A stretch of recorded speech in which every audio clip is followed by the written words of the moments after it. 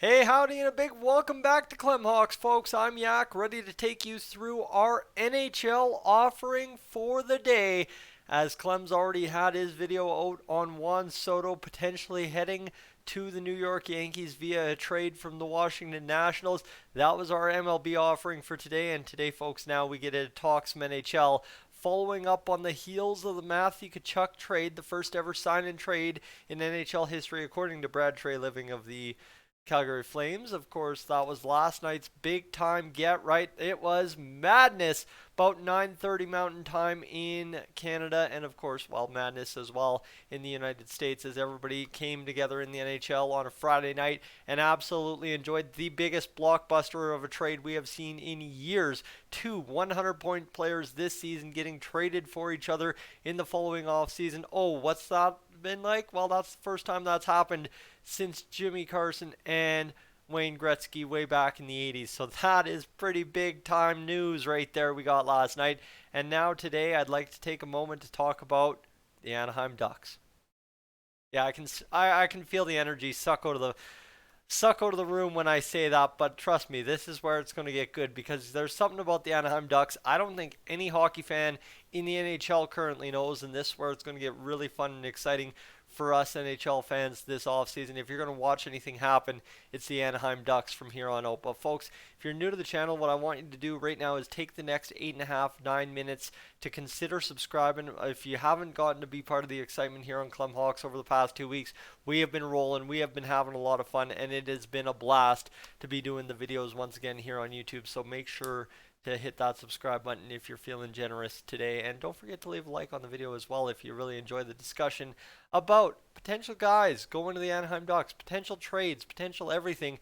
The Anaheim Ducks, why are we talking about them? Well, friends, they have $30 million or thereabout in cap space. That's legitimately how much cap room the Anaheim Ducks have at current. They're below the threshold for the projected minimum cap. They're at 52.57 million dollars against the NHL salary cap. They have two forwards signed for more than $5 million. That's it. They have barely any forwards signed for over $1 million realistically. And they have $29.92 million in cap space right now on July 23rd. So when you're talking about the NHL landscape right now, Nazem Kadri, John Klingberg, you're talking there are a ton of beautiful potential players for you to pick up in free agency. And right now, the team that's laughing the most, the team that could go out there and spend the cap, and depending on the status of Jacob Silfverberg come the regular season, have technically $35 million in cap space. Like I said, Silfverberg might end up on the LTIR. I'm not sure he's listed on the injured reserve. I don't know very much about the Ducks at this point, but what I do know is there is a lot here. And what do they got? They got Isaac Lundestrom, who is a RFA right now, and that is all that is sitting unresolved in Anaheim Ducks land. So even if you go 30 million, that is your number to work with for the Ducks. Do you know how incredibly stupid the Ducks could screw up the NHL by going out there and either signing some big name free agents, offer sheeting some guys, going out there and just messing things up because they have, simply put, $30 million in cap space. That's how fun this offseason still could be, right? You got PK Subban, Phil Kessel, Anton Strawman, Danny DeKaiser, Calvin DeHaan. Those are guys that had big contracts last year. Nazem Kadri as well.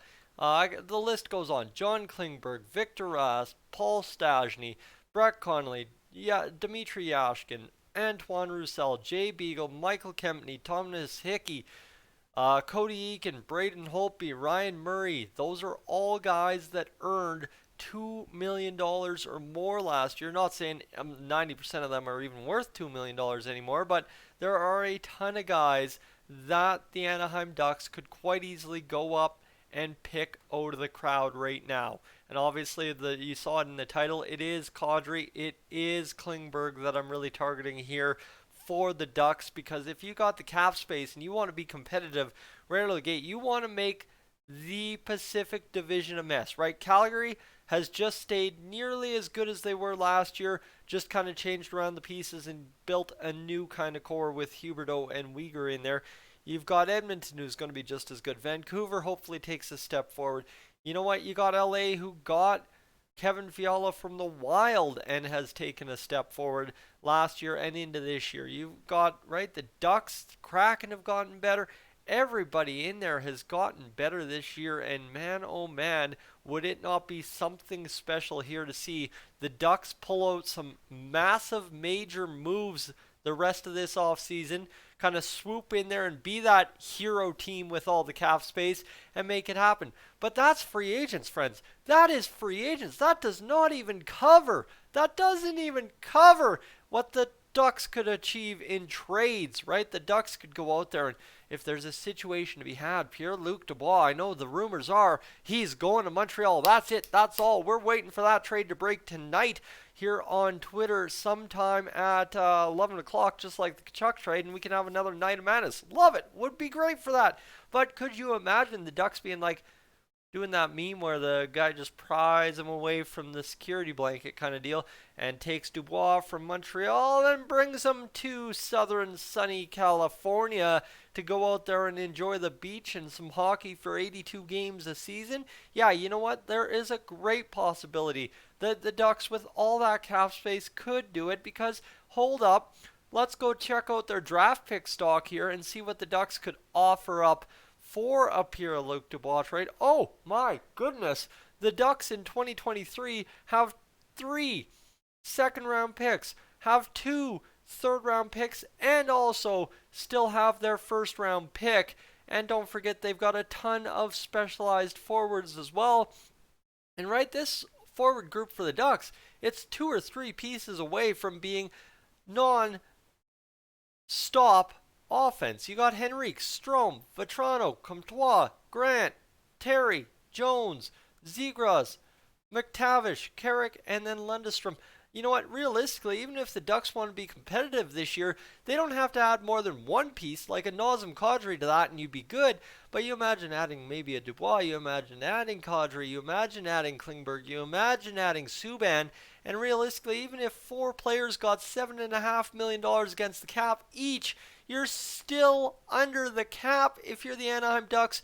If Silverberg goes to the LTIR, folks, this is where, like, I'm not trying to rumor anything that isn't true. I'm literally just trying to sell you on the fact the Anaheim Ducks have so much friggin' potential to keep this NHL offseason being the most exciting one we have seen in years, just based on the fact of $30 million is enough to go out there and just cause complete utter chaos in the NHL, and I would love to see it happen. That's really all it comes down to, is I would love to see the Ducks get out there and continue this trend of absolute craziness. And heck, you really want to get going. You want the craziest possibility I think the Ducks could throw out there is go throw John Gibson on the trade block, get him gone, and offer sheet somebody who's still unsigned. Oh yeah, Jake Ottinger of the Dallas Stars. You know what? You want madness? There is way too much potential for madness when you are the highest cap space available team in an NHL where there is not a lot of cap space available. You go to Cap Friendly right now, friends. You go to Cap Friendly. You know how much cap space is realistically available? You go down halfway to the list, and by the last 8 or 9 teams, you've got less than $5 million of cap space available. So you got, everybody left. You've got Boston, New York, Winnipeg, New Jersey, Calgary, Detroit, Chicago, New York, Dallas, Ottawa, Buffalo, Arizona, and Anaheim, and that's all you've got for teams that have $5 million plus in cap. And obviously those teams are still looking to fill out a couple of needs, right? Boston in there, Patrice Bergeron, I remind you. So there is a ton of potential here, but the Anaheim Ducks lead the way, right neck and neck with the Arizona Coyotes with $30 million in cap space. You know, all I'm going to say right now is go and get it done. Folks, I'm Yak. This is Clem Hawks. Thank you so much for hanging out with me for the past 9 minutes and 45 seconds. I'd love to hear your thoughts in the comments section below. I am up on out of here.